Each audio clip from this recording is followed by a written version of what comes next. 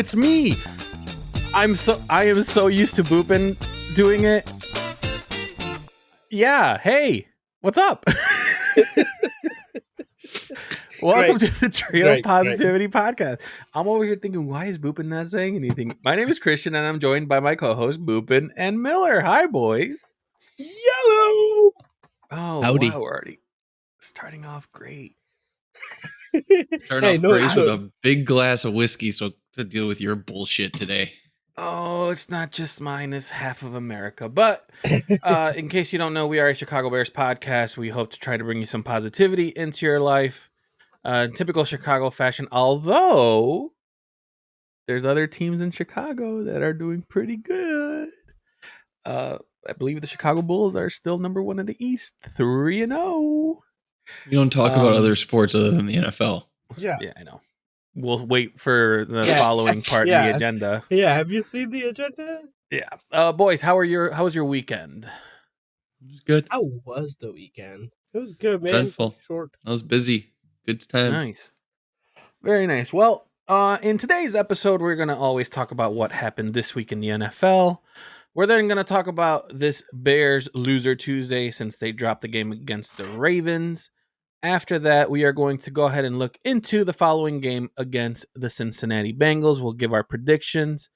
And right before our predictions, we also give our positivity score, which is always fun to talk about. And after that, we end the night with a fantasy recap. Boys, let's get started, shall we? Let's get this bullshit out of the way. Miller, what did you find interesting in this week's NFL slate? Well, obviously it's week 8. Mm-hmm. Obviously it's not as important as other things happening in this world. Mainly the World Series in baseball. Hey, and transition! I don't know if you guys have been paying attention at all, but Shohei Otani is putting on a fucking show. And I wouldn't normally bring this up, but the things that this guy is doing is insane. Now, there's a little caveat to this because it's the last 2 home games. So the last 2 home games that Shohei has played, he is 7 for 8 with 5 home runs, 7 RBIs, and 5 walks. Jesus. Yes, you heard that correctly. 7 for 8 or 5 home runs. Insane. 3 for 4 the game before, and then yesterday in an 18-inning battle, he was 4 for 4 with 2 home runs and 5 walks. And apparently he's going to see a lot more of first base coming at him because I think the Toronto Blue Jays already said that they're going to give him the Barry Bonds treatment and basically just put him on base all the time, which they need to. It's just historic what this guy's doing. I don't like the Dodgers. I don't want them to win. But seeing something like that is just mind-boggling. Yeah. Didn't realize he played football, but all right. Boopin, what you got for this week 8 in the NFL? It's showtime in every sports, you know? I got you, Miller. I got you. Football, bring it back home. Week 8, blowouts. Blowouts everywhere. 11 out of the 12 games were decided by double-digit margins. Average winning margin for the week was 18 points. It was also the first time only one game was decided by less than a score since 1970. So, crazy week of football. Favorites won for the most part. I think there was probably Miller would disagree, but there's only a couple people that I'm not going to disagree, but it wasn't for the most part. Yeah. So only a couple, survivor pool decimated by another 33%. So shout out to the people still surviving. But no, it was like a fun, won my bet, not the big one, but like the side bets I won, a couple of them. So yay to me. And of course, we always say gamble responsibly. No, we don't. We never say that. We have to if we're going to start saying stuff like that. Trust me, I learned that the other day. Anyone who's seen the parlay. We haven't given any gambling tips, so we don't need to say that. Well, to each his own, I guess. What stood out to you, Chris? Week 8 in that? 2 things stood out for me. I think the Colts might be a Super Bowl team. This Jonathan Taylor, who is Miller's favorite running back, which we've brought up multiple times. First MVP. running back, MVP. first running back to score 3 touchdowns in what is it, 3 or 4 consecutive games, something like that. 3 games, I think. He's on pace to He's break. 28, on I think pace I for saw. 40. Yeah, I break. thought I saw 28. Tom No, he's Wilson. at like 15. He's on pace for 40 touchdowns. Interesting. He may break Tomlinson Ladaniel's record when he won the MVP. I think someone did say though that for them to do that, for the Colts to actually do that, they would have to abuse his abilities basically and just give him the ball and see what he does. But they're Which is in not typical Miller format. No, they're he has not abusing him. Yeah, That's he's the not, thing. He He had doesn't do a 12 lot. carries Yeah, for he like doesn't do a lot. 150 yards and 2 touchdowns. I mean, the These- offensive line that they have over there is just insane. Like, if you watch some of the game and the holes that they're creating, I mean, it's like 5 yards of space. Yeah, the funniest Just thing is off the chart. it's rebuilt, right? Because they signed, I think 2 of their players went to Minnesota. They got rid of a bunch of people, rebuilt this O-line, and still freaking killing everybody. Yeah. So shout out to John, who is an avid Colts fan, season ticket holder. He got to see history. The second thing is shout out to Justin Fields, who said "fuck you" to his owner, even though he said the right things when he said that he wasn't sure what he said, but whatever. Led the Jets to a giant comeback win. Wow. You could even say outperformed the current quarterback that we have in the Bears. Okay. It's the Cincinnati Bengals. If we're gonna get into that, very happy for him. Hopefully this leads to better things. But yeah, that was basically it. I have when to you agree have a with combined negative 20 yards in the previous 2 games, it's not really hard to do better. you could say that. I'm pretty sure Caleb has a better average than him. I mean, still, Caleb did not look good, but we're going to talk about that a little bit later. We're going to go right into Bears versus Ravens. However, before we do that, we need to shout out Stat Hole, who gave me some great entertainment over the weekend. He wrote an article about Caleb Williams and how Ben Johnson apparently knows how awful he is. Of course, he is a comedic writer. People just read the headline and ran with it, and some people at Barstool retweeted that, which I think helped the article get more eyes on it. Moral of the story is there, and I think one of us is going to point it out, and I don't want to take it away from that. There was one outline in that article that I think we all have to agree with. I think, can I get some head shaking in that there is at least one correct statement? Just do something other than talk this bullshit, would you? All right. It was a great article. It talks about how Caleb is awful and that Ben Johnson knows it. I enjoyed it, but boys, what do you think? Because if you read in the comments section, it's very split 50-50 with people agreeing and disagreeing with what he wrote. Can I go first, Miller? You are going first, yes. All right, cool. For those who didn't watch the game or didn't follow it closely enough, Caleb threw for 25. He threw 38 times, 25 completions for 285 yards. Just curious if you guys knew where that ranked in terms of pass yards for quarterbacks this week. Lower than Fields. He was above Fields. Fields did not throw for 280 yards.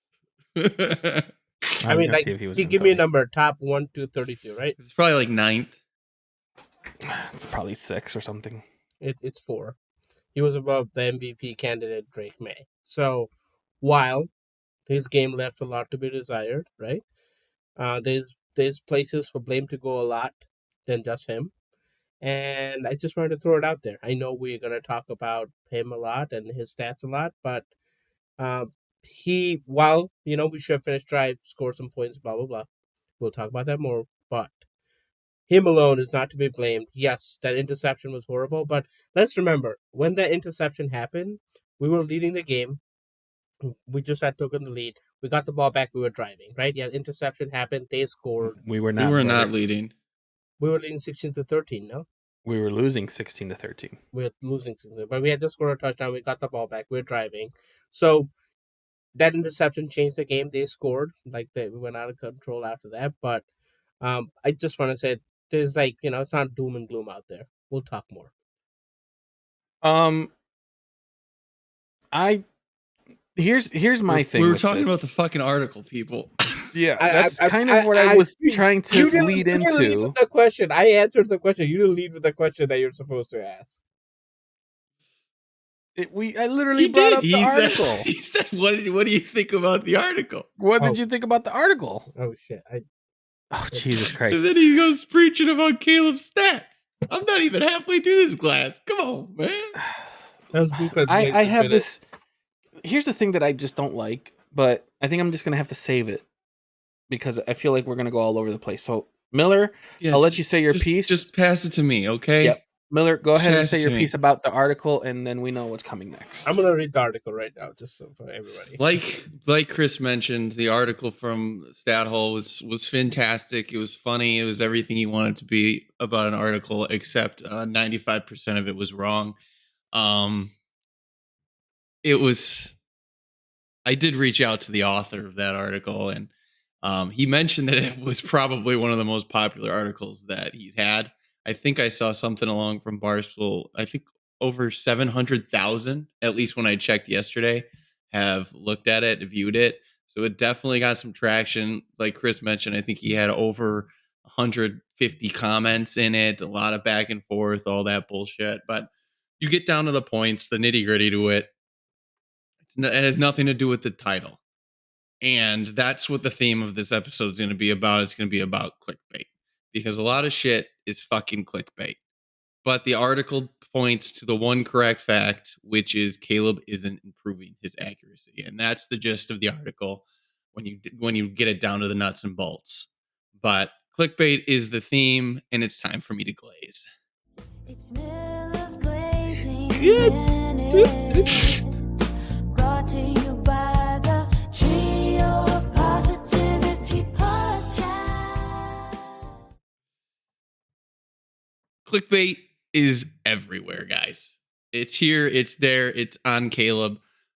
We have to slow our roll on the screenshots.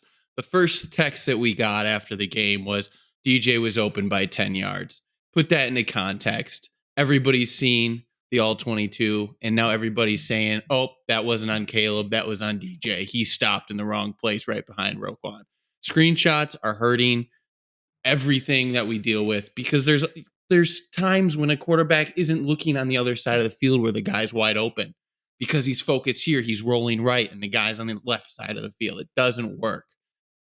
Watch the game, see the entire field, and understand that he's trying to learn the progressions of the offense, not trying to hit the wide open receiver that may not even be open at when he is throwing the ball.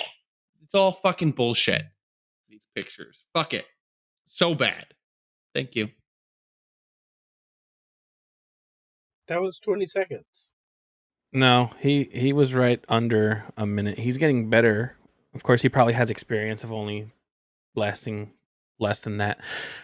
Anywho, let's get into the actual game, shall we, boys? The Bears threw up a clunker, losing 16-30 with a Lamar Jackson-less team. Huntley threw his first touchdown against the Bears and ended up with 2 for the day. Rushing for both teams did not look all that great either, but it looks like Baltimore did have most of the yardage. He's thrown many touchdowns, for the record. He didn't throw his first touchdown. He threw his first touchdown of the season. Okay, context is key. Did I not say season? I'm sorry. No, you didn't say season. My apologies. He threw his first touchdown of the season is what I meant to say. My apologies. The rushing game was kind of for both, but Derrick Henry was doing Derrick Henry things, did 21 carries, 71 yards with 2 touchdowns. So I don't want to get too much into the stats. What were some standout performers of the game? It could be either team. I didn't specify that. I apologize for not specifying. But who would you say were standout performers in this game? Performers, plural. Yes, I did say plural because last time it was a whole debacle. Did we have any? Honestly, I didn't see much on our team. No, I mean, all joking aside, I mean, the only guy that I saw sometimes around the ball on the defensive side was Trevon Dexter. He had a sack. He had 2 tackles for loss and 7 tackles. So he was actually playing some defense on that line, unlike other individuals that make be a combined salary of $150 million that we don't want to talk about. But Trevon Dexter definitely kind of made an impact on the interior of the defensive line. Miller always worried about people getting paid. I could not look at the defense.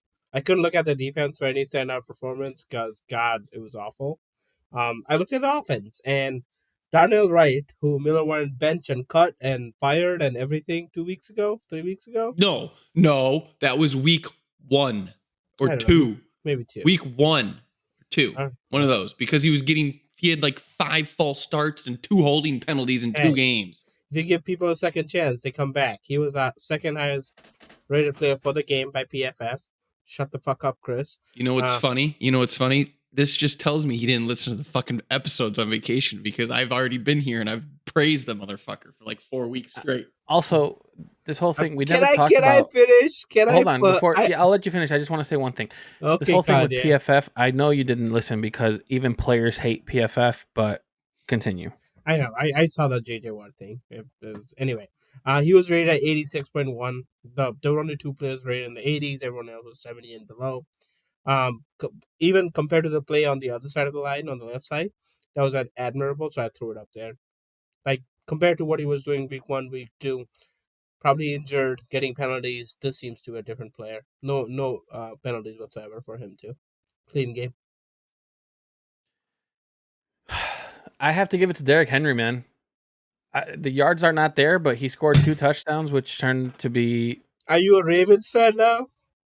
Listen, when I clearly said it could be for any team because I agree with Miller. There really was not much to talk about on the offensive side. Well, there Defense was. Defense at best Broom was. had 100 fucking yards, but all right, whatever. Yeah, but it doesn't. In this game, it didn't really feel like it did anything. I don't know. We can talk more about that here in a bit. But I'll give it to Derrick Henry. He was a former player on my fantasy football team. Did not get to keep him, but I'm sure he helped out some people out there. So let's go ahead and break this down a little bit, boys. Let's go ahead and get this Caleb conversation going. We're gonna start with the offense. The offense played as if it baby was actually thrown with the horrible bathwater. That was so much better with you talking than it was reading. I'm gonna be honest. Sounds good, right? I actually came up with that on my own. For those that don't know, I learned that phrase last week, and I was told that that's actually a pretty common phrase. Which, again, I don't understand. I still don't understand. I don't know if it's common, but it's out there. Fucking just chucking babies and shit. But boys, it's now 2 weeks in a row that we are seeing some kind of lack when it comes to offensive production. How are we feeling now with this offense being 7 total games in instead of just the last 2? Let's look at the whole season. Yeah, we could definitely do better finishing drives. Miller brought up accuracy. That's been something well documented. Like he's one of the worst passers of the ball, especially deep ball. So that's definitely the area of improvement, I think. But again, kind of going back to what I wanted to talk about initially was we still lead the league in explosive plays. And not just lead it by a little bit. We lead it by a whole play a game. Right? We're still scoring 24 points a game. Are there areas we could do better? Absolutely. But I feel like I have more positivity about this team. It could be coming from Ben. It could be coming from Ben as in Ben Johnson, not the other Ben. Like it could be many things. But like I wanna have proper context to this. We are 4-2, right? We have some winnable games coming up. 4-3. Sorry, 4-3. We have 4-3. Thank you, Miller. We have 4-3. We have a couple winnable games coming up. Like it's not all doom and gloom. Yes, when we lose games, it feels like fired the coach, fired the GM, fired his fucking mistress. Everybody gets fired. But let's have proper. Ben Johnson does not have a mistress. I do not spread rumors like that.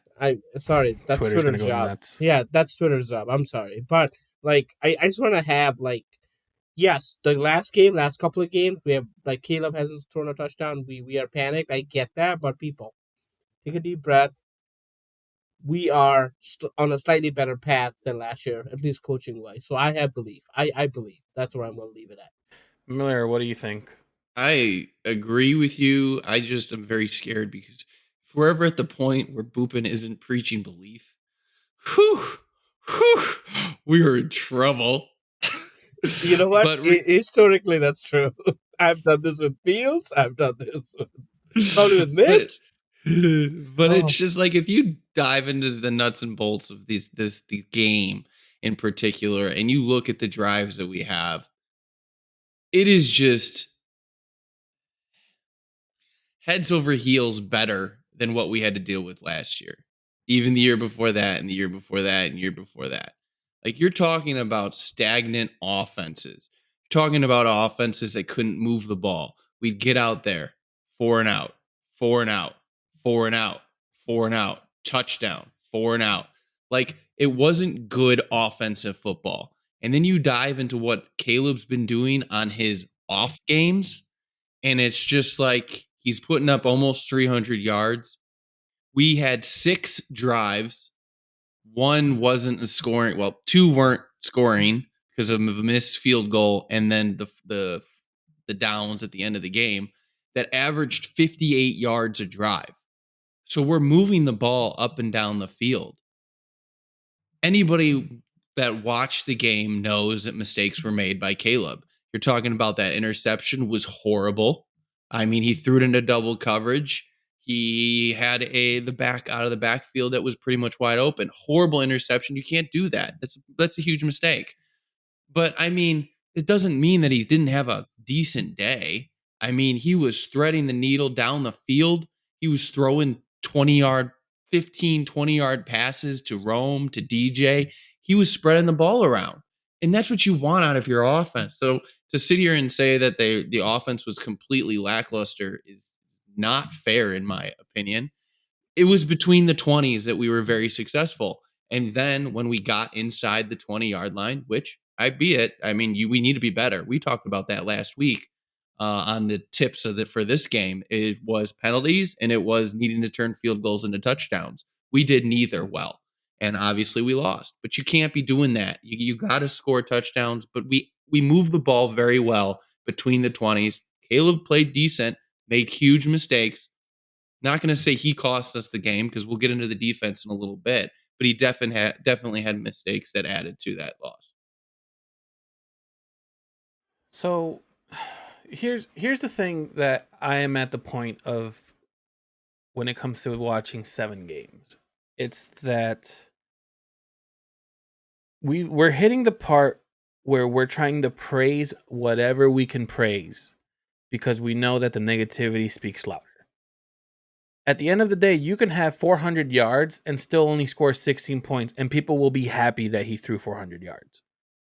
And we should not be a team that looks at that. Like that, the fact that we have big plays, and yet we don't score. There's got to come a point where for certain things, stats matter. I completely agree. But for this game, and Miller's right, we'll talk about penalties, we'll talk about the defense, we'll talk about that. It's the mistakes. There's only so much you can do with mistakes, especially when you repeat it. There was a statement out there that when Caleb was asked about the interception, he praised the defense that they did a great job. Ben Johnson came back and said, nope, that ball should not have been thrown there. Caleb said, I still would have thrown it there. That's not what happened. Basically, that's how I understood it. That's how I understood it. Let me break it down. Go ahead. Caleb came out before wait. We got Miller from the press conference. Miller, are you there? Caleb came out before Ben, and they were asking him about the play, and he's like, it was a good ball. The defense it was the right read, and it was a good ball. The defense. He said just it was made a right play. read into double coverage. Yep. And then Ben said, he was asked about the play. He's like, I feel like the ball could have gone elsewhere. Right.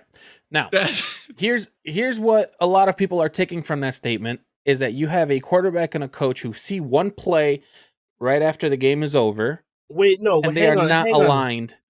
And they are not aligned. hang on, no, like you when you look at the play, the linebacker or like whoever the safety, whoever the guy that intercepted the ball, he was not in the play, and he kind of read Caleb. Like I would take his criticism that he was kind of holding on to Rome, but you when you're behind the play and you see that, like we had a similar interception with our safety last game when Bayer just cut the route and caught the ball because he was breaking on the ball. He saw the route, he intercepted the ball. That's what happened.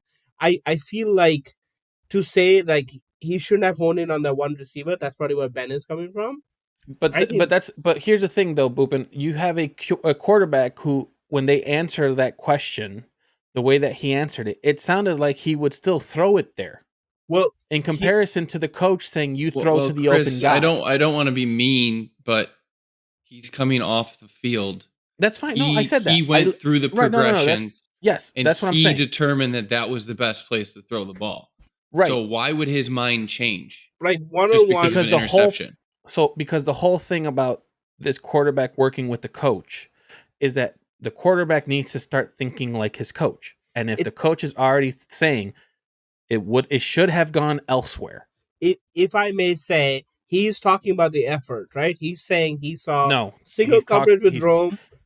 He threw the ball. Rome was what beating Caleb his is guy. saying is that he credited the defensive No, player you for are- making the play. Chris, you're looking at the result. You're saying No. after the I'm interception looking at happened- what Caleb said. No.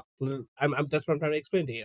So what Caleb is, I think, trying to say is, Rome had a guy, and like he had a place where he could place the ball, so Rome would catch it, the other guy wouldn't. This guy is undercutting the route and caught it, right? So I think what Caleb is saying is maybe it could have been delivered higher, faster, differently, but he's saying that was the right play because I saw Rome beating his guy. This guy undercutting the route is a different thing, Right. because I don't Lupin. think Caleb can see that. Okay, but here's the thing. What you're saying is you're giving credit to Caleb, where right after the game, the coach said, it should have gone elsewhere. But no, All I'm saying, hold on. I'm not giving hold on. credit. All I'm saying with that statement is that if a coach is not coming in to support and say, yeah, that was a great defensive play, I will give credit to Miller where it's like it's after the game. Maybe they'll look at the play and maybe they'll say something different. Sure. But a lot of times we always look at those post-game press conferences, just like if we look at the post-game press conference wins, we still take those by value. So just because it's after the game, whether it's a win or a loss, it's irrelevant because that's what's being said at that moment. Shut up. No, hang on. Yes. I hate that he makes me feel like I'm defending Caleb, but I'm saying as a quarterback, my effort was the right way. And what you're saying is the result was an interception. So now you're looking back at the whole thing. I'm looking at before the interception happened. He's not talking about any of that. He's literally just comparing that the quarterback and that the coach are on different wavelengths. That's all he's saying. And my only point to this was Caleb's going to come out because he's the one that's the quarterback. He's the one that's looking down the field. We can sit here and second guess every move that he makes and point out the fact that Manungai was wide open in the flat, but you don't even know if the progressions got there. He may not have got You're there. absolutely He right. saw that Rome beat his guy and he threw a ball that was a little behind and the cornerback was able to cut the route. That's what he saw. So there's no doubt in my mind that, of course, he's going to come out and say it was a great read because that's the read that he made and he made a bad throw in his mind. Now he's going to look at the tape and realize, oh, I had Manungai in there.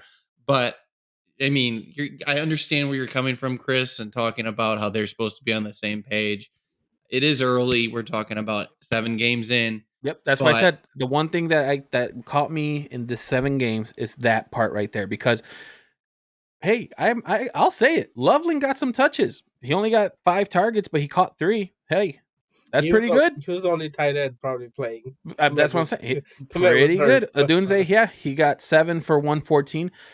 That's great. But what I'm saying is it's mistakes that are costing the Bears wins right now. And we're at a point in the season where it doesn't matter how many yards, how many big plays, or how we're doing this.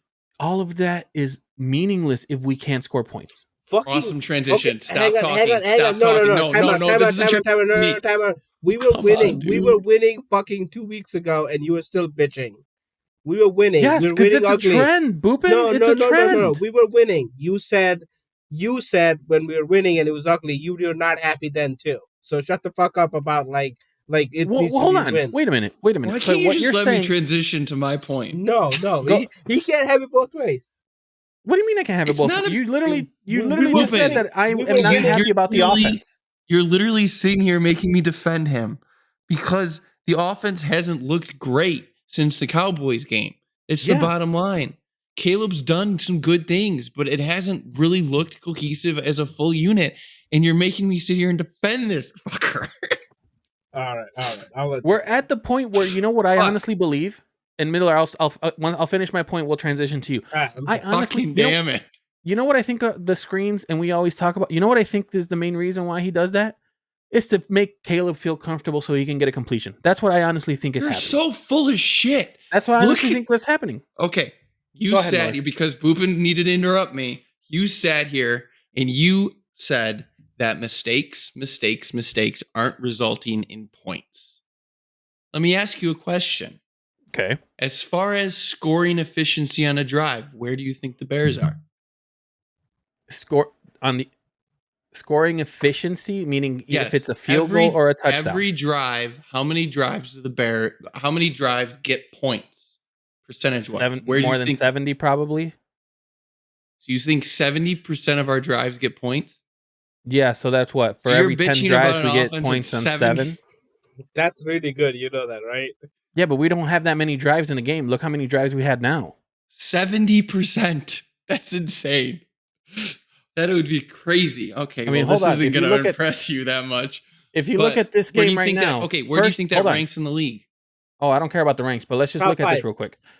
Field goal, first drive, second drive, field goal, third drive punt, fourth drive field goal, or missed field goal, sorry. Fifth drive punt, that's the end of the third quarter. That's 5 drives. And it's already the end of the third quarter. But So in can't those 5 control drives, how many we only times- scored twice. Brother, you can't control how often you get the ball. Okay, you're not okay. So the bottom line is you just had a statement a few minutes ago complaining that mistakes are not resulting in points. I would like to point out to you that the Bears are currently 4th in the NFL in scoring efficiency on drives, hitting out a 52.4% rate. So that means on 52% of their drives, they are scoring points. That is behind the Packers, the Colts, and the Chiefs. So to sit Okay. here and preach I have a question. that we're not driving and scoring points is have a 100% wrong. I have Why a are we question. number one? That is false. That is false because the only reason why that's been happening over this course of the fucking season is because of the turnovers and where we're placed in the field. So that's irrelevant. You can't use that stat without knowing that if we don't have the turnovers, the drives would be longer. You're acting like the turnovers have given us the ball on like the 10-yard line every time. Didn't Miller say But our it gives us average- the ball hang closer on, than it would have been hang on a on. punt or it Miller- would have been Well, on a that's so kickoff. stupid. Miller said our average drives were 58 yards. Just like two. Yeah, our two- average drive is 58 yards. You could read it yourself. Like, dude, we're moving the ball. We're getting in range. We have preached the fact that we cannot score touchdowns, and that is the biggest killer on this team. It's not moving the ball. It's not anything related to disagree. that. It's the I fact that disagree. we are settling for field goals instead of touchdowns. No, You can disagree all you want, but the Bears should have been up 14-0, giving the ball to the Ravens, and we were up 6-0. They should have been up more, but yeah. Go ahead, Boopin. Yeah, We'll they should finish have your won 16-0. Why only 14, Miller? They should have been up 20 if you wanted to give the missed field goal and then one touchdown. Well, they scored, didn't they? Yeah, I thought they scored between that. yeah. We've been losing. They had a the match. touchdown, so it But- should have been But 14. I got to think for the missed field goal. Keep reading. Keep going. I got to think for the missed field goal. Come on. Are we You're good? literally I going think, ahead of the agenda. How dare you? That's. I think that covers it. I'm fine. How I don't dare think you. I have anything else. All right. Let's go ahead and go into the next point of the agenda, which is special teams, but primarily our kicker Santos came back from injury. The one thing that we saw on one of the drives was a kick for 58 yards, which he missed. Boopin has his hand up, but sadly, it's Miller that's going to start us off because he was the first bullet point on the agenda. Hence, I really You wanna want go ahead and Nunez. take us I ahead? really want Chris to start this one of these days. I know that's not going to All happen. I have, but Boopin, I'll was it be a mistake? quick. Hold on. Was it a mistake for Santos to come back? Should we have kept Moody? Is the question of the agenda, but I know we're not going to go there. So We're on to really you. probably not going to cover it. I mean, the only thing I'll say to that matter is you're talking about two kickers one that's really accurate, one that historically hasn't been accurate, but has a really strong leg. And it's up to you to figure out what you want. To defend Cairo here, it was a shit show to end that half because of Caleb's mistakes. I believe it was Caleb's mistakes. Because of his mistakes of not stopping the clock, Yeah. it went into craziness because he just slid when he should have tried to get out of bounds. And the clock would have stopped, and there would have been a little more time to get that field goal in position for him to kick it. But we know Cairo's leg isn't strong.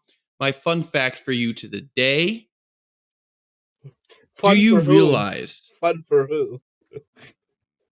I don't know. Do you realize the Bears kicking game? Only Robbie Gould has made a field goal from 55 yards or longer since 1940. That is insane. For the Bears, correct? Over 75. Of course it's for the Bears. And just Over wanna point it out, brother. 75 years.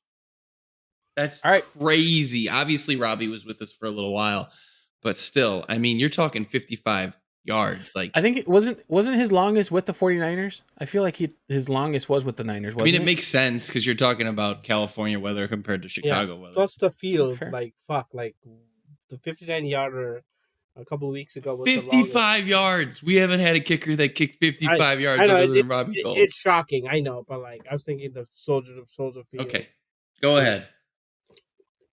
Did you guys know that the kicking ball and the quarterback throwing balls are different balls? Yes. No, did you know that? I don't think I really knew that, but I could assume that. Yeah, like Because I'm assuming it's just like anything in the NFL where the quarterback has the ball the way they like it, the kicker has the ball the way they like it, everybody has it perfect, which is why Tom Brady fucked everybody over. Deflategate. So when I heard that because of the mistakes, whatever, the kicking field, because the ball was already set, right? The ref had the ball, he set the ball. Because of all that going on, I heard that Santos was not kicking the kicking ball, it was a throwing ball. I don't know if you guys remember, a similar thing happened last week. That's how I learned about this is these kind of kicks when they come in and try to do this kick. Supposedly they practice every week. It's called Hurricane or something. And they practice with a different ball. Like it's practice with a different ball. And that's what I learned. I'm not trying to, while we know Santos over 50 is always iffy at best, NFL might want to address this if it's twice in 2 weeks and it was not off by that much, right? He was like short by a little bit. If the other ball was there, it might have gone in. NFL shouldn't address shit. Sorry. When your team is bad at planning, you can't get the ball down, you can't do what you need to do to be in position, the NFL shouldn't care about Well, like it. Sorry. everyone knows it's end of half, right? Just be prepared in case they're kicking the field goal. That's all. But you're not going to get a new ball in there. You're just not going to. It's 3 seconds or whatever time was left on the clock. Like It's not their like 10 responsibility. seconds if a new. It's still not their responsibility to get the ball. It's the responsibility. not of the happening. team. It's twice in 2 weeks. Like I'm saying, like the kick was short because they kicked the throwing ball. That's you don't know that. You don't. His leg is not strong. What is his career long? I don't know offhand. 55 probably. That's what I'm. Okay, then how are you going to say it's he was short? It was out of his range. Then yeah. So even with a boosted ball, it wouldn't have mattered. But let's focus on Chris because he's the one that's loving on them Jakies.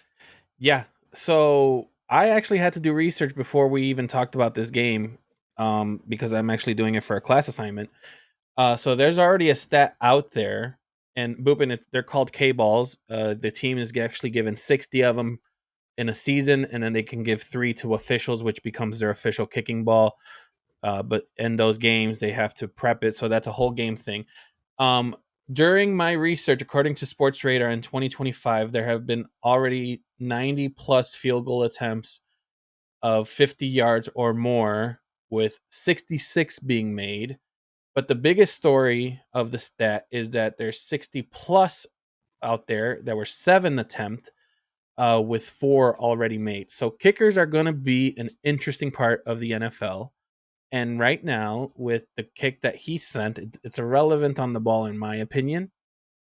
You want to start looking for the stronger leg. Maybe Santos might not have it like Miller was saying, but I mean, like your stat, even Chris, like above 60, there's only less than 50% made. I'm But they're not being saying. made. On the attempts, the majority is still being made. Okay. I mean, Santos missed it too. If all you care about misses, he missed it for you. I mean, regardless, like, okay, what Chris is saying is our kicker can't even kick it 50 plus. In the league, you're hitting about 70%. You're We hitting have That's 70 pretty or talked good. about more. this. We have talked about this. Like But he's solid, but he's not good above 50. We've talked about Okay, it. but you can't fuck, say I've that lost he's my point. solid. But like I hate that Okay. everything that we're doing, and as Bears fans, it's everything is like, yeah, he's great, but like I feel like we're sugarcoating stuff. Like that's just a bad I habit. mean, Okay, I there's don't. only can we one. There's only one I have Brandon Aubrey. I don't know what to tell you. I have a real question for you, Chris. I'm Yeah, go ahead. sure that you know Jake Moody's history with San Fran. It was messy. Yeah, it was messy. Basically, from my brother-in-law, he was talking about how extra points they're holding their breaths because he might not be making them.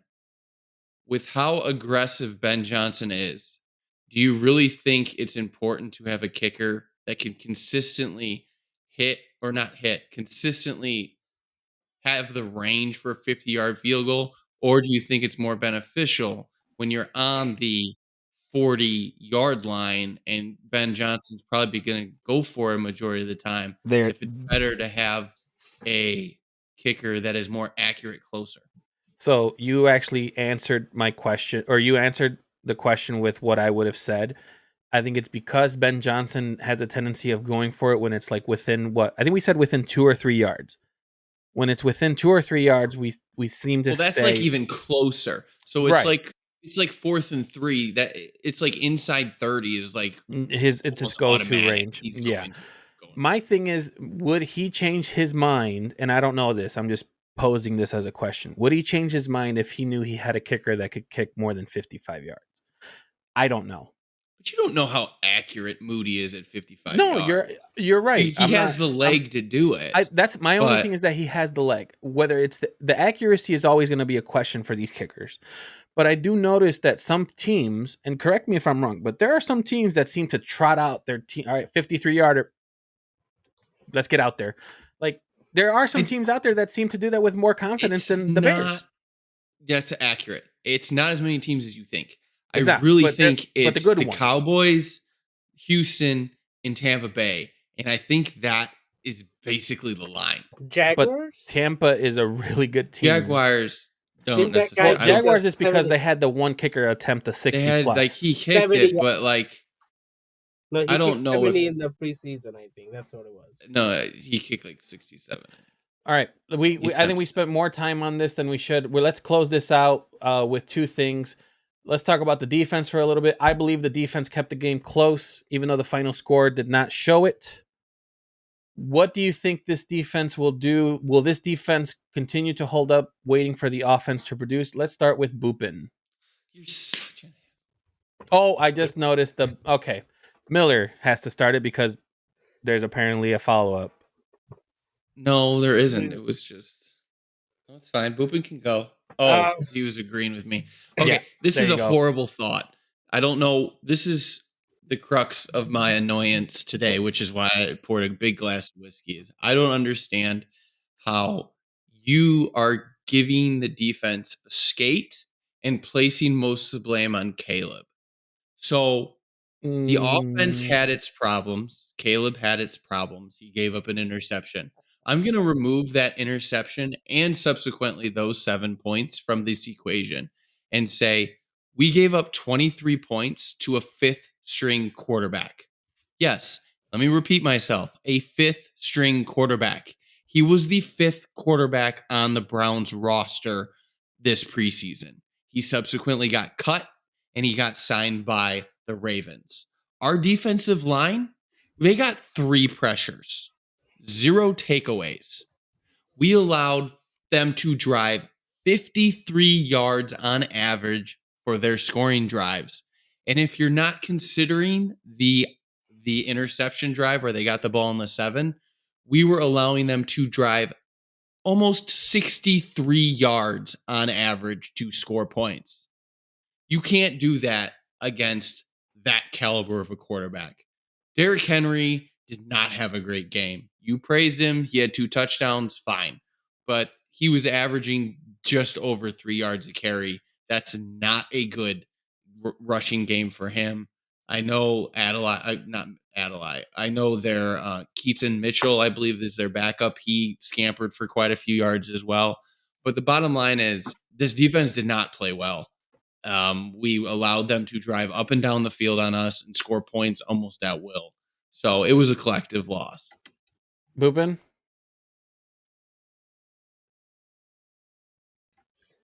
Oh, all right. He doesn't have anything to say. Perfect. Wait, I'm back. Oh, God. Agree with Miller. I also want to add some context, okay? Our defense was playing way above expectations before this. Having the top 2 cornerbacks out didn't help. They have showed up when they're healthy, but this was flat out beat down by a team that has Super Bowl hopes. Like, we were leading the league in takeaways, and we were this fancy team that had. Can you swagger. clarify who had Super Bowl hopes? Oh, Baltimore, I think. Baltimore Ravens. Okay. Like a lot of people had them before the season, because not right now. But no, they're currently favorite to win the South or the North, the AFC North. Wow. They Okay, have a cake. They have a cake of a schedule coming up in 2 weeks, but including the Bears. I mean, they have 2 tough games coming up, I think, and it's all green after that. But it was a joke. I just want to say that yes, our defense didn't show up. Cleveland had a bunch of mistakes, but just want to put it out there. We were doing better than expected, leading the league in takeaways, and that didn't happen. Blah blah blah blah. We've talked a lot. That's what I think. So the reason that I say that our defense played better than what the score showed is this could have been a bloodbath given the first couple drives that we had, and they settled for field goals. I'm a big fan of when a team is supposed to score and they settle for field goals. That gives an offense a chance to get caught up. And the Bears did that. There was plenty of drives where they did that. I think the only drive that was a full-blown from beginning to end was the touchdown after the field goal before the end of the game.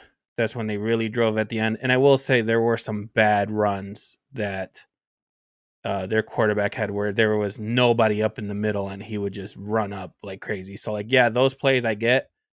But when you look at how the game started compared to what the score could have been, they settled for field goals, which you always want as a defense. You never want to give up touchdowns. So that's why, in my belief, they kept it close until the fourth quarter. I mean, they scored going to the half, but okay. Yeah, but what was the score at the half? 10-6. Like, it's still, to me, that's still pretty close. I mean, they kept it close. I'll give you that. They kept it close until Caleb's bad interception. That's what. Now, in this stance, though, we will say that without a takeaway, we are starting to see a trend that the offense now needs takeaways to score, which is what I was. That's not true. They need takeaways to win. Okay, sorry. That makes it worse, but thank you. Apparently, we need takeaways to win, and this is now a game where you can say this might be true. We don't know if it's currently a trend, but it is something that you can. No, it's definitely a trend. Caleb has not won. Chris, you make it sound like you have not watched Bears football for the last 20 years. I'm trying to be optimistic because it's the defense. And I feel like now we're at a point where if the defense doesn't produce at least one turnover during the game, we know the Bears are losing. Right. You're sitting here. You can read Ben's text messages. Apparently, I'm the only one that deal with this bullshit. Caleb has not won a game where the defense has not gotten 2 turnovers. So it's not just 1 turnover. He needs 2 turnovers. Yes, shout out, Ben. Fuck you. I gave you your shout out, and I dropped your stat. You're welcome, Ben. That's what I wanted out of all of this. Mission accomplished, boys. All right, let's move on to penalties. Last topic. I found this interesting tweet, and that made me want to bring up a tinfoil hat. Funny enough, I was going to make a tinfoil hat, but we actually don't have tinfoil at the house. So, Scott, you don't have tinfoil. I know. I don't know. I mean, aluminum foil. I'm assuming you're talking about. Yeah, aluminum foil. So Scott Bair, Bair. I don't know if I'm saying his last name right. Well, Boopin has his physical whatever is happening over there. He tweeted out saying, per NFLpenalties.com, The Bears have been flagged 64 times for 533 yards, which was the second highest per game penalty count in the league. Bears opponents have been flagged 36 times for 254 yards, which is the second lowest per game count in the league. Is there a conspiracy, boys? Against Boopin, the you can Bears, go. I'm always first for some reason. Boopin, you can go. Bears ranked dead last in pre-snap penalties in the league, and we have 34th worst in penalties overall. If you ask me, that's a primary area of improvement. This was asked this week, and our center, Drew Dahlman, actually addressed it, saying, "Hey, we know this is an issue. This is something we work on. Whatever area they work on seems to be getting better, but there's other areas that they fall short on." It basically what he said. Basically, sounds like an excuse.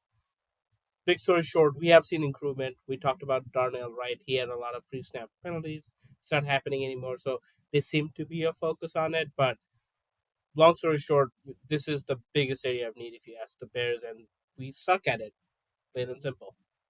Miller, what do you think? I think Caleb's the bigger need, but hey, here or there. I disagree. We've talked, like I mentioned previously, we talked about penalties. It's key to the game. The Bears struggle with it, as you can see from there. The tinfoil hat, I get it, but you have to think of it similar to how you think of a NBA player and getting to the foul line.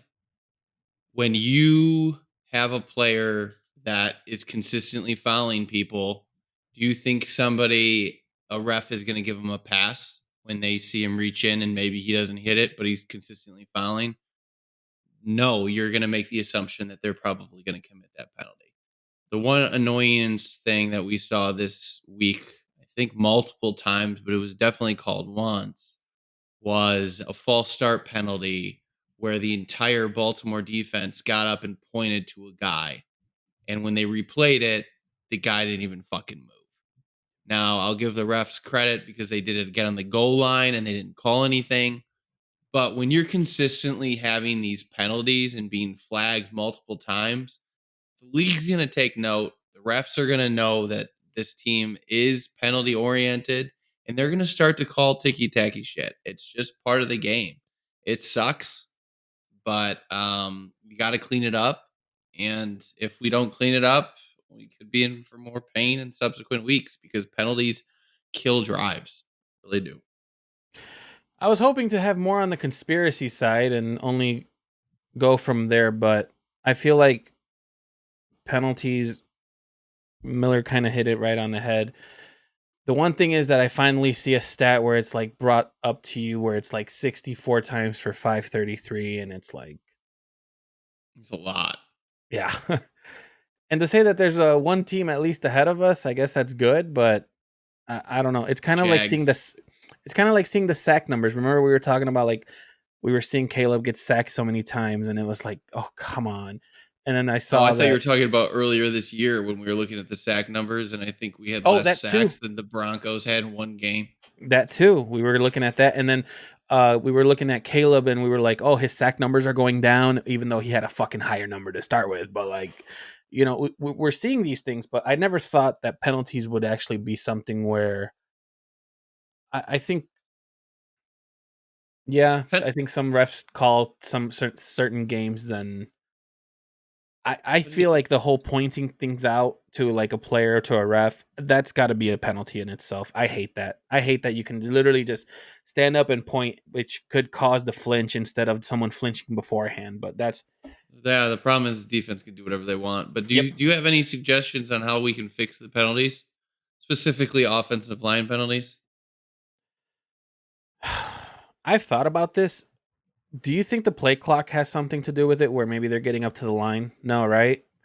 Honestly, just keep giving them drills, or just bench So everyone for a one whole thing like that I saw is because we've always heard the talk about how offensive line is a unit within a unit, right?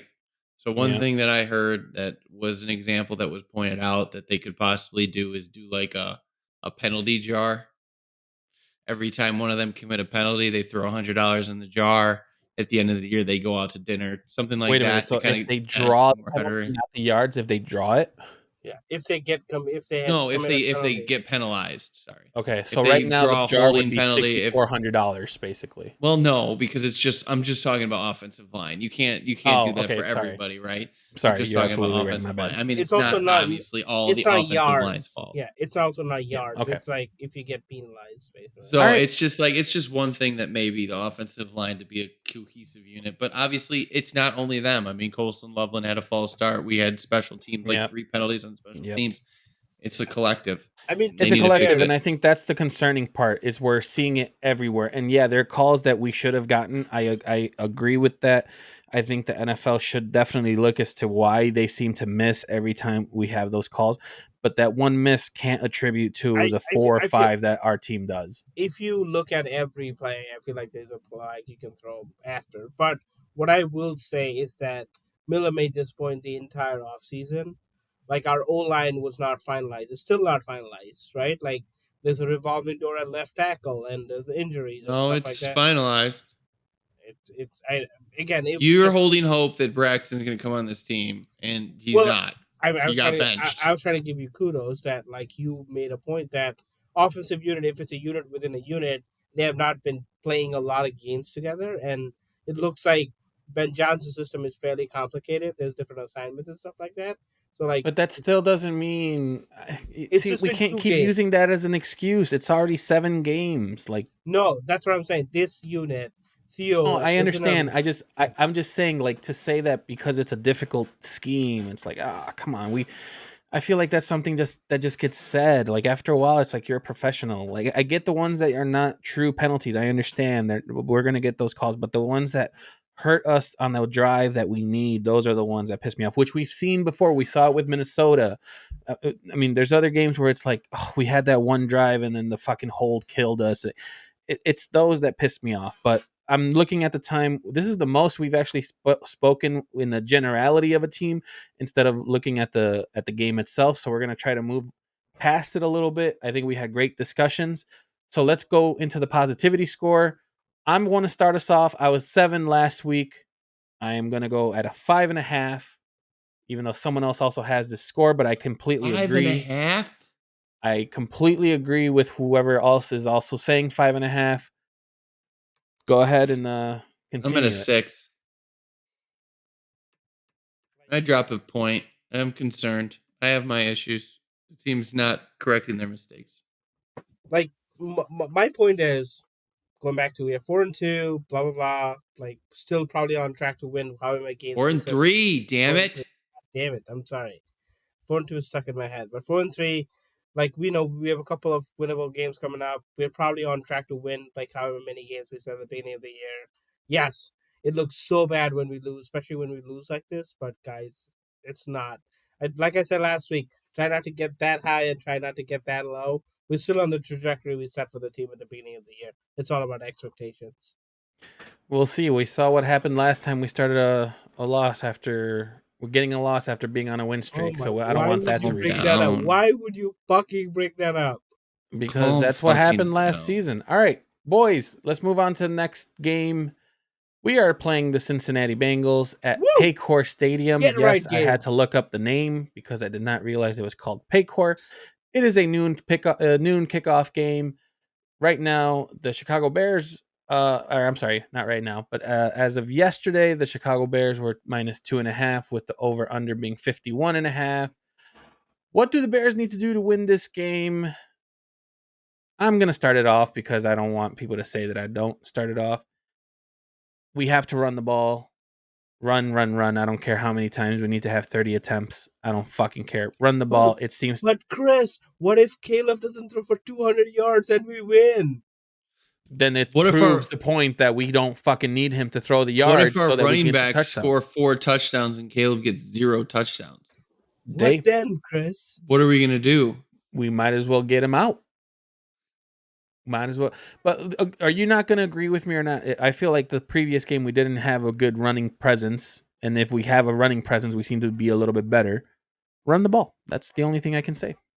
You're all over the place. Miller, go. How is that all over the place? I mean, did I say something wrong? You criticized him 2 weeks ago when he didn't throw a touchdown and we fucking won. Boobin, you know what I said 2 weeks ago too? I said, holy shit, you guys hated so much on Swift, and Swift was performing well. And the moment that I said that he was performing Don't well, say that to Mr. Swift or Mr. hold on, but Swift. here's what I said. Mr. Swift right here. Hold on. We But keep going. here's what I said. I said, this is what happens when Swift is playing well. Caleb seems to perform a little bit better.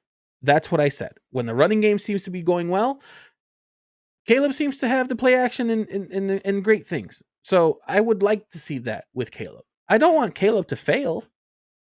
I've already seen other quarterbacks fail for me already. So what more do I need? Okay. I don't need Miller, another Miller, failed Okay, trophy. okay. Yeah, of- you're just of spewing quarterbacks. lies now. Go, Just Miller. spewing lies. What we need offense. Hey, is I'll running get the ball into it. offense too? Yes. Yes. Yes. Interesting. I didn't say you were wrong. I just said you're spewing lies at this point for not wanting Caleb to fail. We need a lot of offense because I'll get into it in a little bit, but yeah, we need offense. A lot of offense. It's like play clean football, like Mr.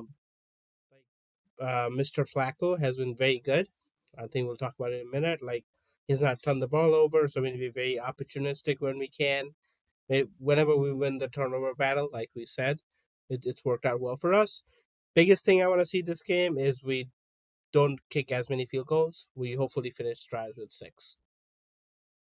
Yeah, but if we don't kick field goals, Boopin, we're going to lose our drive to points percentage. So we got to do something since we don't have Caleb taking us down the field all the way for a touchdown. Well, if we score 6, the problem's You solved. have no idea how that stat works. Just move on to the Flacco talk. Speaking of stats, since the trade, Joe Flacco has been nuts. He's got 7 touchdowns with 0 interceptions. Was it a mistake for him to go to the Browns? Is he the real deal in the Bengals? Wait, go to the Browns. No, he's not the real deal. Really?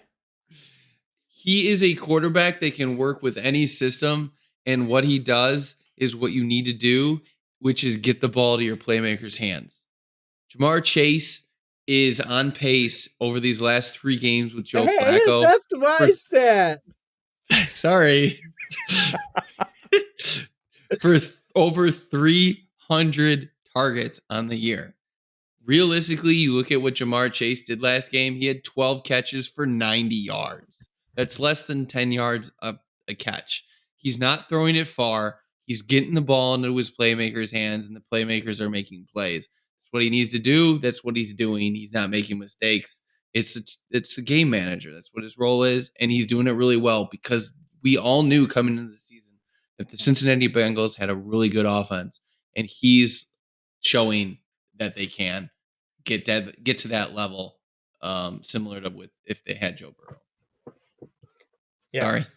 Flacco admitted it himself too. He said he didn't even know what the play calls were. He was just gonna throw it to Jamar Chase.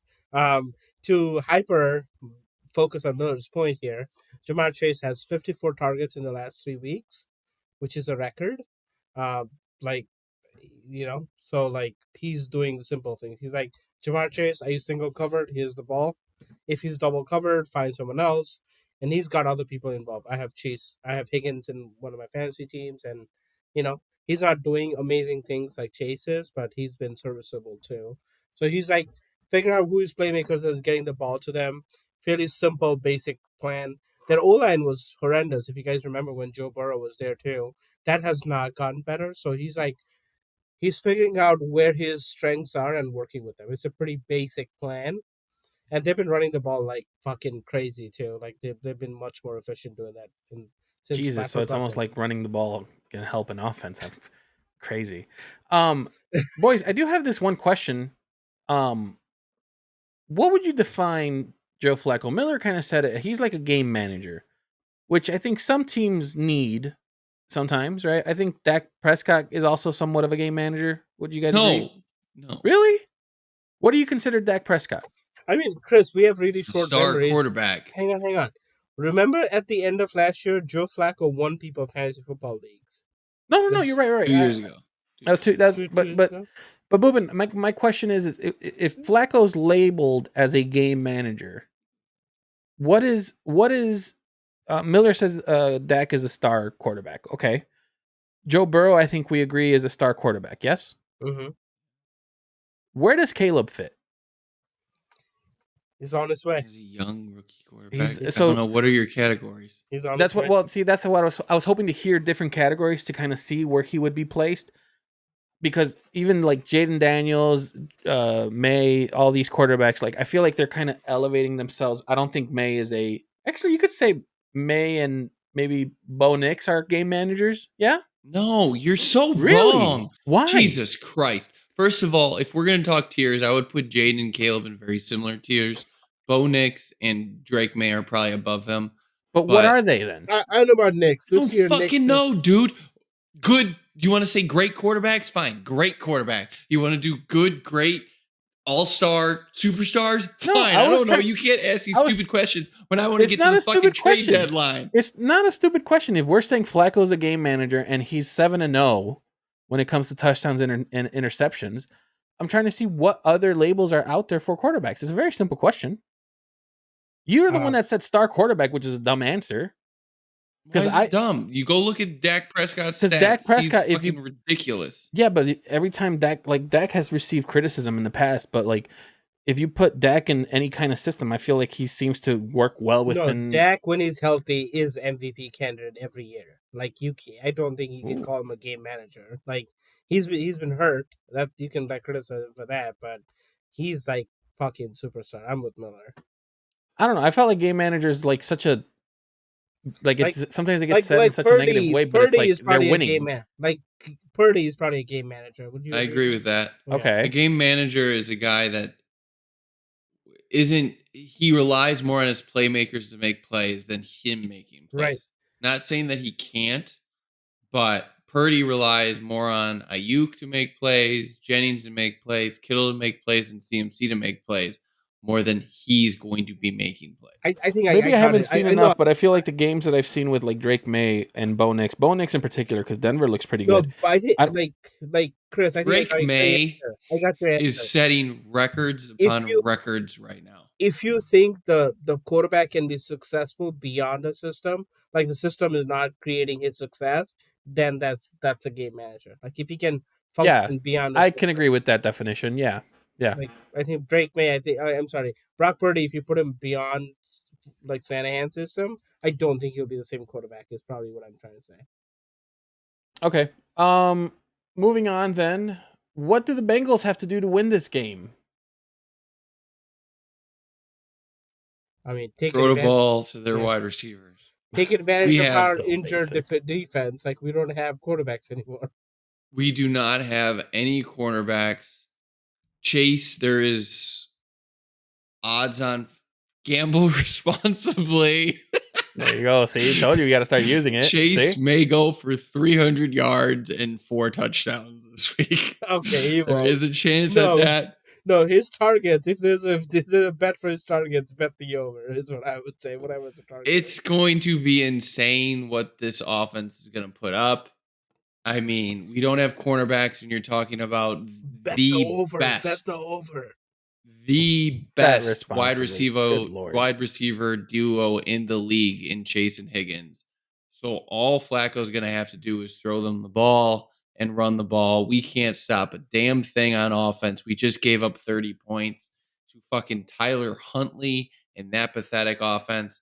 Points are going to get scored in this game.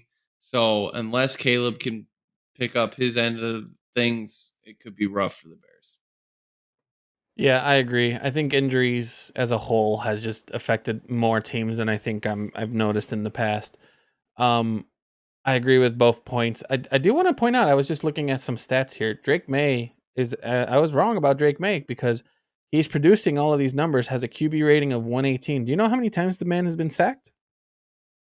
A lot, isn't it? A lot. 28. He's second in the league in sacks with Yeah. Cam Ward at 34.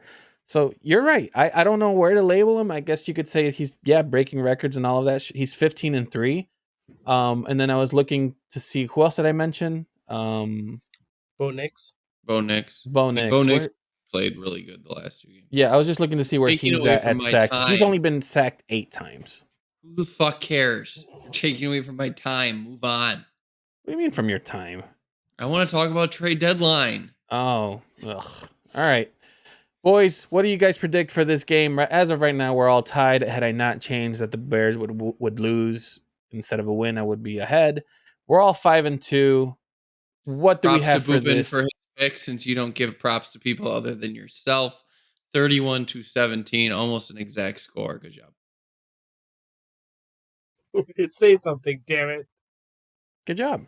Like, I'm still pissed because I still would have won if I kept my loss, but whatever. if pigs could fly, Chris, if pigs could fly.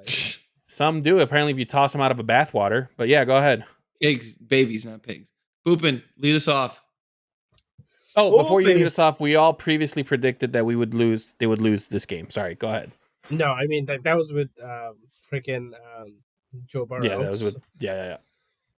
Like we Jets who were winless, like put freaking 38 points on them. So I'm hoping we get the ship right.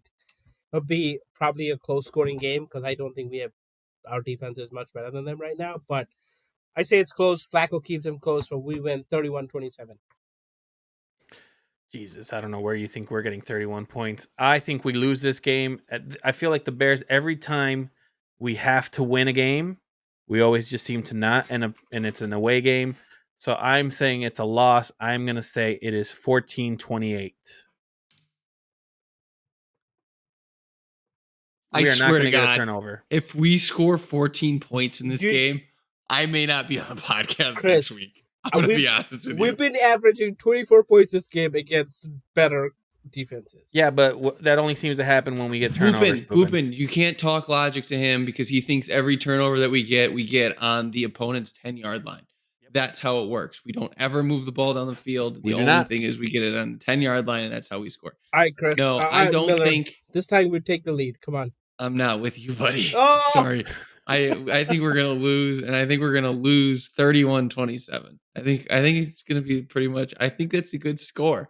I think both teams are gonna score a shit ton of points. I think the Bengals are gonna score more because I think our defense. Boys, What's I'm gonna funny take the lead. I'm gonna take the lead, and I'm happy about it. Can I just say, every time anyone has predicted that we're going to score points, the absolute opposite has happened. Well, So, you have That's not so, true because yeah. every time we've said that we've scored points, because as Boopa just pointed out, we've averaging 24 points a game. yeah, but every time we say we're going to score points, we just don't. We lose. No, we literally sat here, right here, and we said against the Dallas Cowboys that we were going to score points, and we put up 31. So you're wrong. Bengals are one of the worst defenses in the league.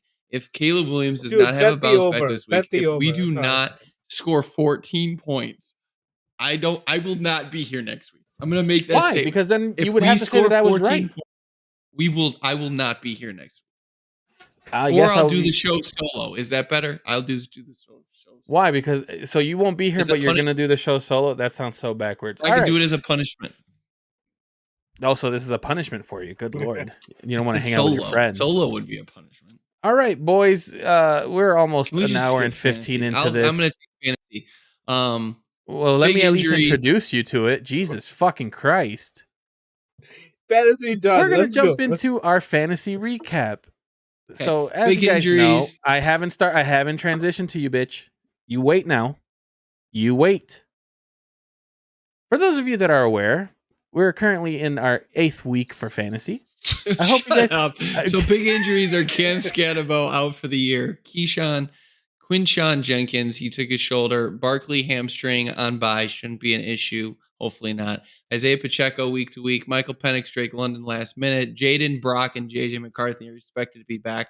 AJ Brown, Garrett Wilson, who the fuck knows? Deacon O'Collins trying to need to play. Waiver pickups for this week. Oronde Gadsden from the Chargers, tight end. No, don't listen to Miller with tight end pickups. He already failed me, so no. I'm removing that. If you would have kept with Mason Taylor, he got you at least 10 points this game, so go fuck yourself. How come I don't get consulted on this? That's what I'm saying, but he gives zero fucks about us. Smith, if you need a QB, Sam Darnold, Aaron Rodgers. I don't know about Aaron Rodgers, but Trevor Lawrence, all good plays. Several hot and cold wide receivers, and Troy Franklin, Kayshon Boutte, and Alec Pierce. Okay, now to the good stuff. Hold on. No. Stop. Boopin, is there anything you want to add to that? Because this fucker apparently thinks it's his show. No, he covered most of it. Loveland is also a decent pickup if you're pretty desperate at tight end. No, and you need a replacement. When am I going to get love for my Patriots pick? Jesus fucking No, Christ. a heck of a pick. They've been carrying my team last couple of weeks. Great pick. No, Boopin. We don't give him Did you credit. play them? I did. I wasn't played them talking too. to you. Oh. I played them. So I played the You Patriots. benched them the other week. I fucking benched them. I was so pissed. And Would Miller you- was would like, you "Oh, play that him was a this good." week? Would No, you play him Miller this tells week? me, according to stats, that's a good play. Putting the Steelers. They got me -8. It was the Steelers against Dude, that was fucking- that. No one could see that coming. Sorry. was it the Jets or something? No, I don't it know. was forgot it who was it Flacco. was. It was Joe Flacco. Yeah, it was the I forgot Browns. who it was, but ever It's since then, I'm Bengals. like, fuck it. I'm riding the Bengals. fucking Patriots hard. Wait, would you play him this week against Atlanta? yes. Okay. They're at 'Cause home. the Steelers are fucking playing the Colts. I'm not I gonna do mean, that. first of all, you should drop the Steelers defense You should. and get a new person. Get a new just tight traded- end. Steelers or Lande Godson or Colson Loveland. Let's ride the Loveland train, Chris. Let's Yeah. Ride it. I need to Right. ride Right. something. All right, Miller. It is trade deadline, but not for the NFL, but for fucking fantasy. It will No, be no, for the it- NFL it- next Wait, week. I thought they Next changed it. Tuesday. Did they not change it? No, they did. It's next Tuesday. Fuck. Which Why is did the I reason think? that I wanted to bring this up. I apologize. I thought it was for fantasy because of how they did the schedules of the weeks and stuff. So yeah, I think okay, it my might bad. be fantasy too, but Okay. It'll Should be we the name full a player net that we weeks. think would be traded by the deadline? I don't know. No, Miller just- pointed this out, so let's see what he do says. we want the Bear? First of all, what do you want the Bears to do? Do you want them to buy or sell? Or Ooh. do you think? Yeah, You know let's what, just boys? start there. You know what? I want to hear you guys out because I have not thought about that at all. I'll be very honest with you. With the Bears being buyers or sellers, have not thought about it. So I'm intrigued to see what you guys might think. You guys might lean me one way or another, but I'm intrigued now. That's a great question. I mean, if we sell, we'll have to sell on offense because defense is already very depleted, right? And I don't want to see us being sellers on offense because that means this year is basically, our ceiling is limited. That means so. I don't want to see them be sellers or sell from the offense. I would love to see us be buyers and maybe at least try to get a couple of pieces. Hopefully, not that expensive pieces on the defensive end. That's dreaming on my end. Miller? He wants them to buy. Got it. Do you want me to go? Chris Yeah, is go still ahead because thinking. that's a great question. So I have very conflicted things here. Okay. I'm completely opposite of what Boopin said. I think we have several pieces that we can sell on the offensive side of the ball. I think as much as I don't know if I would like it, and Luther Burden's injury or concussion is probably going to restrict this, DJ Moore is probably our best asset. He hasn't really gelled in any offense under Caleb Williams for whatever reason. So he is probably going to be looking for a payday this offseason. Flipping him isn't the worst thing in the world. Another asset that you don't see very often traded is tight ends. Cole Kmet is a guy that we could possibly flip. He's got a pretty big contract. I don't know if anyone's going to want to take that for a tight end. I mean, Don't know if DJ it's gonna Moore has a happen. bigger cap hit, doesn't he? Yeah, but he's a wide receiver. People need him. Tight ends aren't they're not. You don't see them getting flipped as often. DJ Moore is signed till 2029 with a $25.5 million cap hit every year. He's not signed through 2029. That's what fucking NFL is telling me. Let me see over the cap just to be sure. I feel like he's saying NFL, but he's just saying it's AI. So now he's double checking the AI. No, it's AI. He's signed through 2028, 2029. Okay, so 2028? Yeah, so 2027. No, he's saying 2028, 2029 season. With a cap You have hit this of- thing where you don't count the last year of the fucking thing, which we've gone over before. But yeah, that's fine. No, I didn't think he was signed for 3 more years. I'm And gonna last be year we honest. gave him an extension, didn't we not? I thought it was a 3-year extension. Maybe Maybe added whatever. 3 years to the account. But I mean, I still think DJ Moore could be expendable. I mean, we got Luther Burden for a reason. We're not going to sit here and have Luther Burden be on the bench while DJ plays. It's just not going to happen. You can't have 3 stud receivers. So might as well give Luther the shot. Cole Kmet, as I mentioned, another wild card. Braxton Jones, man. If he gets healthy, what the fuck else are you going to do with him? I You think gave him a that's shot. that's He the didn't most fucking pan out. that's the most legit one we can trade on. Why not try to flip an offensive lineman to a solid? mean, you're not getting much for him. Probably just doing a 6th, 7th flip. This But is what? this is probably a stretch, but do you think DeAndre Swift gets traded? So No, Roshan absolutely not. I No? think they're gonna hold pat. I really hope they hold pat there. If they trade like a 2nd round pick for Brees Hall or some of this shit, I feel like if you're I getting may be an Indy fan. I may just fucking flip. Just go to the Indy. Let's just be Indy fans because Brees Hall is a hell of a player. I'm not taking anything away from him. He's on a contract year. Y'all know how I feel about this shit. Plus, I don't know that Brees Hall is giving that much more than DeAndre Swift is with Kyle Monangai. Like, just ride it out. If you really want a new guy, wait till the offseason. Don't flip a 2nd rounder for him. If you're talking like a 5th, fine, we can have a conversation. But realistically, you're going to have to pay him. His contract is expiring. I don't want us to get a running back. I do agree with Boopin. If we were to get like a defensive player of some sort, like a cornerback or a defensive end, I would be okay with it as long as we don't give up a fucking 2nd round pick. Like Rams got a quarterback, like the 2nd round pick for the 6th round today. I think Ravens did too from like the Patriots. So there's definitely like deals to be made out there. I think So, 49. Sorry. I've heard you guys both. I don't want to get too much into it, but I do then have to pose this question. The next 5 games that the Chicago Bears are playing, it's Bengals, Giants, Vikings, Steelers, Eagles. Of those 5 games, how many are wins, in your opinion? 2? I'm gonna say 2, but I think 4 of the 5 are winnable. 4 of the 5 No, are winnable. I don't agree. want. I don't like winnable. I don't want. I hate when fucking Brian says that shit. 4 or 5, we will be in contention. Okay. So given that everyone is saying 2, I'm leaning towards 3. I did say at one point the Bears had a chance of being 7 and what did I say? Like 8-2 or something like that. That's not happening now. No, you did not say 8-2. Or did I say? You are very much. We lose a lot of the games at the beginning and win a lot of the games. No. Like when we talked about the next 5 games, like when they were on the win streak. I'm sorry. Then you may have said. Yeah. Here's the thing: is that enough to be labeled as sellers?